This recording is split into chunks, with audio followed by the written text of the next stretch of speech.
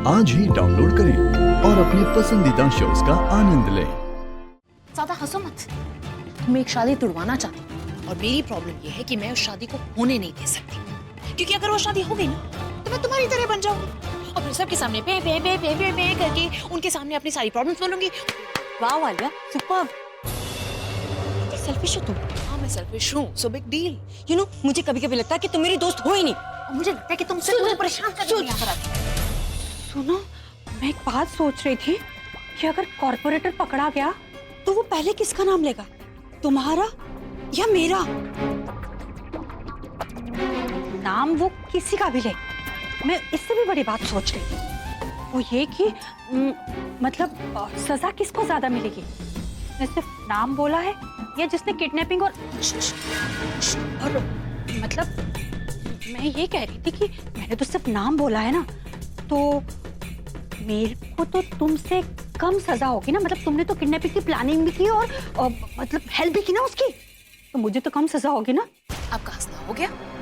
हो गया तो मैं आपको आपका जवाब दूं? मिताली भाभी, कॉर्पोरेटर तो बहुत ही दूर की बात है। उससे पहले तो सबको मैं बता दूंगी आपने सब कुछ किया, क्योंकि अगर आप ऐसे सबके सामने चीख चीख के चिल्लाना बंद करेंगी तो आपके लिए बेटर होगा। और आप अच्छे से जानती हैं अगर मैं किसी को फंसाती हूँ तो पूरे प्रूफ के साथ फंसाती हूँ और इस तरीके से फंसाती हूँ कि वो बाहर ना निकल पाए। समझिए? आप खाते रहिए अपना। अब आलिया, तनु, सुंदरी मुंदरी ना ज्यादा जल भून रही है ना। बस एक मौका चाहिए मिताली तुझे, बस एक मौका। इनको जला कर ना राख कर दूंगी मैं।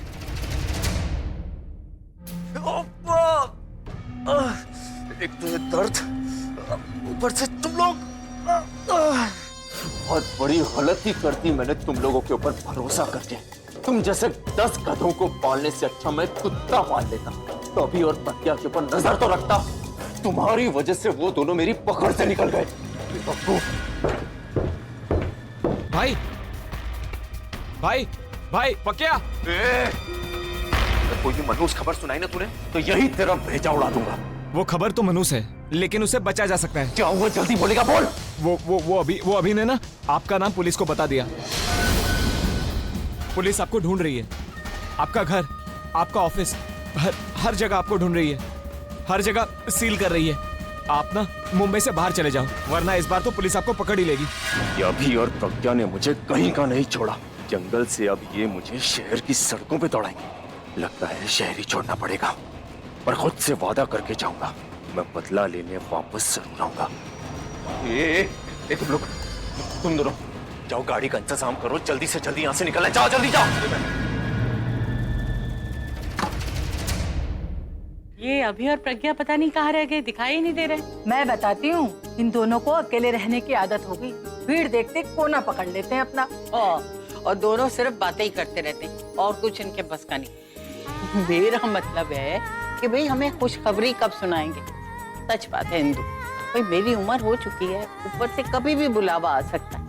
ऐसे में एक खुशखबरी मिल जाए तो फिर देखो उम्र 5-10 साल बढ़ सकती। ये तो आपने बिल्कुल सही कहा। अब तो रिश्तेदार भी मुझसे पूछने लगे हैं, खुशखबरी कब सुनाओगे, किस किस को क्या क्या बताऊंगा। बुलबुल से तो दूर ही रहना पड़ेगा, वहां चलती हूँ। लो प्रज्ञा, बेटा तू कहाँ रह गई थी? वो मैं ना माँ, वो बस बस, अब इतना शर्माने की जरूरत नहीं है, हमें पता है कि तू कहाँ थी। अब ये बता, तू सिर्फ अभी से बातें ही करती रहेगी या हमारे बारे में भी सोचेगी? देख भाई प्रज्ञा, मुझे तो तू अच्छी तरह जानती, चुप तो मुझसे रहा ही नहीं जाता। बिना गप मारे तो मेरा दिन ही नहीं करता। अब तेरी माँ सरला ये तो कुछ बोलती ही नहीं, तो किससे गप मारे? तो जल्दी से मुझे एक नाती या नातिन दे दे, बस सारा दिन उससे गप्पे मारती रहूंगी। देख रही हो दीदी, हमारे सामने इतना शर्मा रही है, तो अभी के सामने कितना शर्माती होगी। इसे कुछ होने वाला नहीं है, हमें अभी से कहना होगा। लेकिन अभी है कहाँ? अभी क्या कर रहे हो दीदी? पार्टी के बाद उसकी क्लास लेंगे। पूर्वी कहाँ है?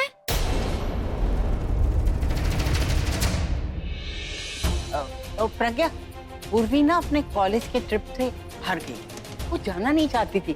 वो तो मैंने ही उसको समझाया कि चली जा, अरे दीदी और जीजू से तो कभी भी मिल लेगी, पर कॉलेज के ट्रिप इतनी जल्दी जल्दी नहीं मिलते। तब गई है बड़ी मुश्किल से, आ जाएगी थोड़े देर। कोई बात नहीं दादी, मैं अभी आती हूँ। जी, प्रज्ञा से ऐसे झूठ बोलना मुझे जरा नहीं अच्छा लगता। हम कब तक उससे ये बात छुपाएंगे? ठीक कह रही है सरला, लेकिन ये देख तो पार्टी का माहौल है, मैं सब ठीक कर दूंगी, तो फिक्र मत कर। हम सबने सुना है कैसे आपने अपने पति को मौत के मुंह से बाहर निकाला है। सच में बहुत हिम्मत का काम किया आपने। ऐसा तो हमने सिर्फ फिल्मों में देखा था। अच्छा, तो आपको डर नहीं लगा?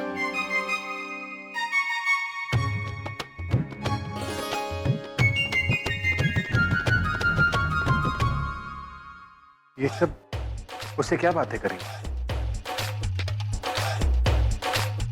ओ, अब समझा। मेरी पार्टी में मुझे साइड करके खुद के नंबर बढ़ा रही है। अभी बताता हूँ उसे।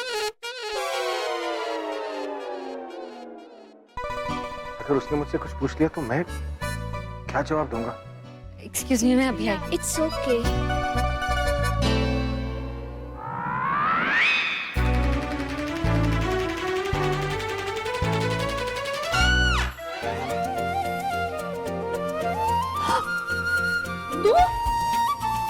तो तू किसको एक्सपेक्ट करेगी? जीजू को? हाँ मैडम, आप लोग ना जंगल से बाहर आ गए हो। फिर से बकवास करना शुरू होगी ना, जाने दे मुझे। तू कहीं नहीं जा सकती। बुलबुल देख, तू फिर से ना अपनी वो बकवास मत शुरू कर देना। ठीक है, तो तू शुरू कर ले। अच्छा बाबा, बताती हूँ, लेकिन बुलबुल इतनी लंबी कहानी कहाँ से शुरू करूँ? एक काम कर, तू वहाँ से बता, जब तू किडनैप हुई थी ना, उसके बाद तूने जब पहली बार जीजू को देखा था, उसके बाद से।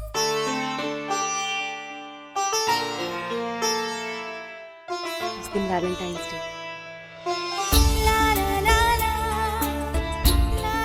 मुझे बहुत बुरा लग रहा था कि हमारे पहले वैलेंटाइंस डे पे मुझे लग रहा था कि वो किडनैपर्स मुझे उस दिन मार देंगे और मैं इन्हें देख भी नहीं पाऊंगी, ना देख पाऊंगी ना मिल पाऊंगी। तभी वो मेरी आंखों के सामने आया।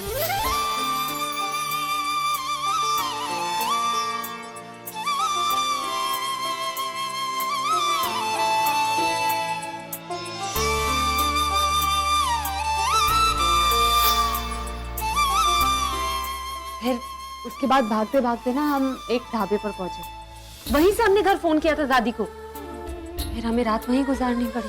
सुबह उठे तो हमें पता चला कि होली है। फिर उनके कुछ फैंस मिल गए जिन्होंने उन्हें होली खेलने के लिए फोर्स किया। मैंने भी होली खेली।